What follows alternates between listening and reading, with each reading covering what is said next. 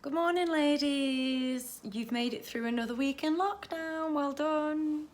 I hope that you're all okay and not just surviving, but doing okay and feeling safe and productive. I've noticed lots of really good quality works coming to me this week. I asked you to write up an 8-marker response to a question. I know that's probably quite difficult. I hope that annotated models and some of the audio has been really helpful for you. I've just looked into a tutorial as well on how I can annotate the PowerPoints as I talk through them, which might help you further. So please bear with me, but Monday's lessons, you should hopefully have some of that with them. I think probably what will happen on Monday's lessons is it will be a feedback lesson. I'm going to have a think over the weekend about the best way to structure that, and I'll probably include in the slide, those of you who have emailed me your work, you'll get a mark and you'll get a comment or a target. So as I say, not entirely sure what that will look like yet, but you will get it. From what I could see, everyone that sent me theirs, thank you very much. You're on the right lines. A couple of us are straying into language features, which we don't need at all for this question. But that's a really quick fix, so don't worry about it just yet.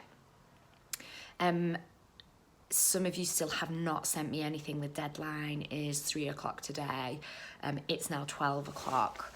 So I won't be calling home, but your coach will be, and speaking to parents about all the different pieces of work that you've not done. I can't emphasise this enough. I know it's tricky, and I know that there are lots of things for some of you going on at home that mean that it's not as straightforward as just turning on a laptop and getting work done. And those of you who've already spoken to me about that, it makes things much easier for me in terms of setting work. So if that's you, please don't feel like embarrassed or worried about letting me know that. It means I can be more flexible in terms of deadlines and sort of setting work and how it gets to you. So it's actually much more helpful for me to know than not.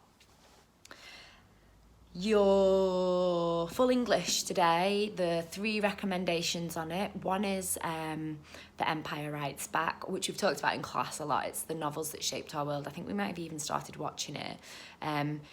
I think for some of you who did Jane Eyre for your Victorian literature, if you rewatch that episode, it's much more pertinent now.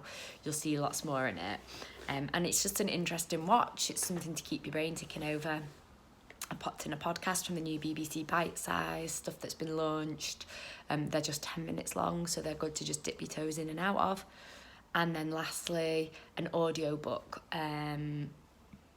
called American Dirt, and it's basically about some immigrants from Mexico who are trying to escape a US drug cartel, and they cross the border into America, and it's about sort of all the trouble that happens as a result of that. That is the book at bedtime for Radio 4, which if you don't know what that is, it's a really lovely series where essentially a really good actor reads a book out and you can listen to it at bedtime, and it gets serialised into small chunks. So it's just like a chapter a week. It's a really nice way to do it. Then the star chart's been updated. Well done. Some excellent work again.